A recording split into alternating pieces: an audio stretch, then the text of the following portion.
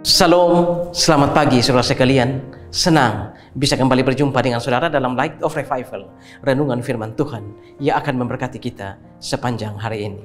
Mari kita melihat ayat kita, Mazmur 42 ayat 2 dan ayat yang keempat. Seperti rusa yang merindukan sungai yang berair, demikianlah jiwaku merindukan Engkau, ya Allah. Air mataku menjadi makananku siang dan malam, karena sepanjang hari orang berkata kepadaku, di manakah Allahmu? Allah itu baik. Di dalam kehidupan ini, seringkali ketika kita mengalami persoalan-persoalan dan penderitaan yang kita alami, dan kita membutuhkan Tuhan untuk hadir bersama-sama kita, pada saat seperti itu, seringkali kita merasa seolah-olah Tuhan absen dan tidak hadir.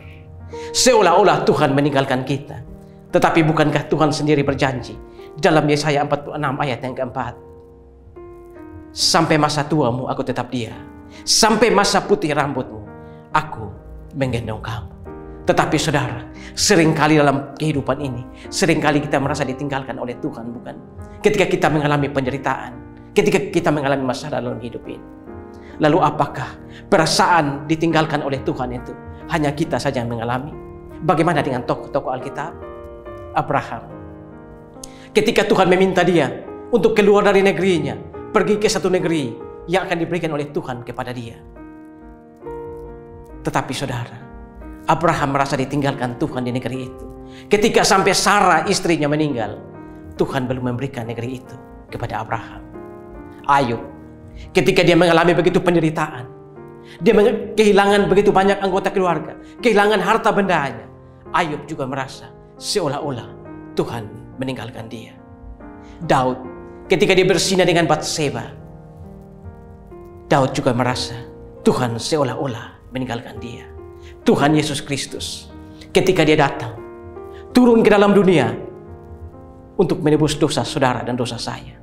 Ketika dia ada di atas kayu salib, dia juga merasa seolah-olah ditinggalkan oleh Allah Bapa. Itulah sebabnya dia berteriak, ya Allahku, ya Allahku, mengapa engkau meninggalkan aku? Begitu juga dengan pemazmur. Seperti yang tadi kita baca, pemazmur mengatakan, seperti rusa yang merindukan sungai, demikian jiwaku merindukan engkau, ya Allah. Bilakah aku boleh datang melihat Allah?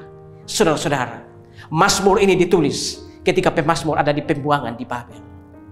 Dan ketika mereka ada di Babel, mereka ditindas, mereka dihina, mereka disiksa, mereka dijajah. Dan orang-orang Babel menertawakan mereka.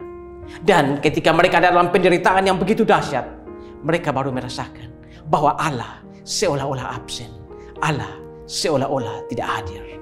Orang-orang Babel menertawakan mereka dan mengatakan kepada mereka, di manakah Allahmu? Saudara-saudara, mengapa orang-orang Babel mengatakan seperti itu? Karena secara prinsip atau secara de jure mereka masih percaya kepada Allah. Allah Israel adalah Allah yang hebat, Allah yang melebihi Allah bangsa-bangsa lain, dewa bangsa-bangsa lain, Allah yang selalu memberikan kemenangan kepada mereka dalam setiap pertempuran dan peperangan.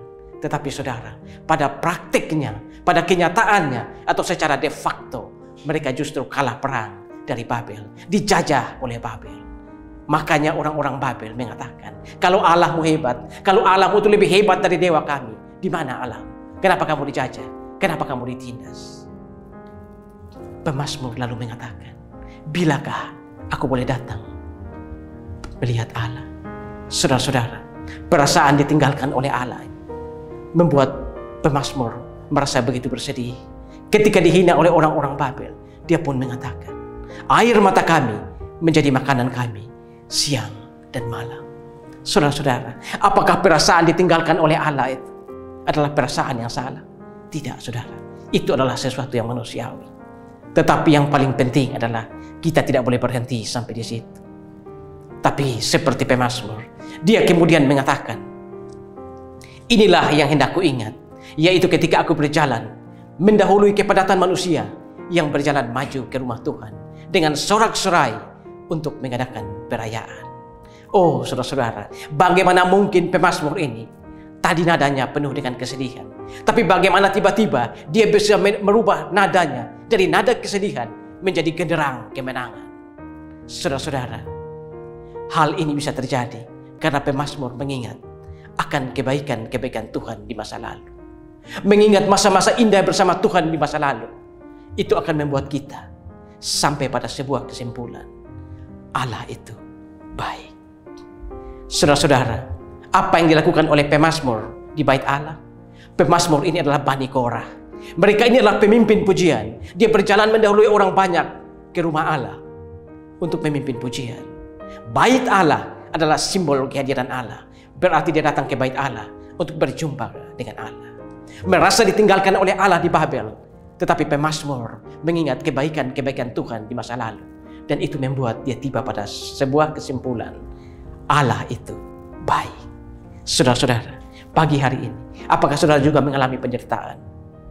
Mengalami masalah? Mengalami kesulitan-kesulitan dalam hidup ini? Dan saudara merasakan Allah seolah-olah absen dari hidup saudara. Pagi ini saudara, ingatlah masa-masa indah bersama Allah. Ingatlah masa-masa ketika Allah menolong kita, menyelamatkan kita. Maka kita semua, sama seperti pemazmur, kita akan tiba pada sebuah kesimpulan. Allah itu baik. Saudara-saudara, pagi hari ini, apapun masalah, apapun penderitaan dalam hidup ini, dan ketika engkau merasa seolah-olah ditinggalkan oleh Allah, katakanlah kepada dirimu sendiri, mengapa engkau tertekan, hai jiwaku? Mengapa engkau gelisah dalam diriku? Bersyukurlah kepada Allah. Berharaplah kepada Allah. Sebab aku akan bersyukur lagi kepada Dia, Allahku dan penolongku. Amin. Tuhan, terima kasih untuk firman-Mu pagi ini. Kami belajar dari pemazmur Bani Korah, bagaimana ketika dia ada di pembuangan di Babel, orang-orang Babel mengolok-olok dia. Dan saat itu dia merasa seolah-olah Allah absen dari hidup mereka. Tetapi pemazmur tidak berhenti sampai di situ. Pemazmur kembali mengingat masa-masa indah bersama Allah. Dan pemazmur akhirnya tiba pada sebuah kesimpulan. Allah itu baik. Biarlah pagi ini kami juga belajar dari teladan pemazmur ini. Agar dalam hidup ini, ketika kami merasa Allah seolah-olah absen, kami tetap percaya dan tiba pada sebuah kesimpulan. Allah itu baik. Amin. Saudara, saya terus mengajak saudara untuk menjadikan firman Tuhan sebagai pelita dan terang di sepanjang jalan hidup kita. Tuhan memberkati kita semua.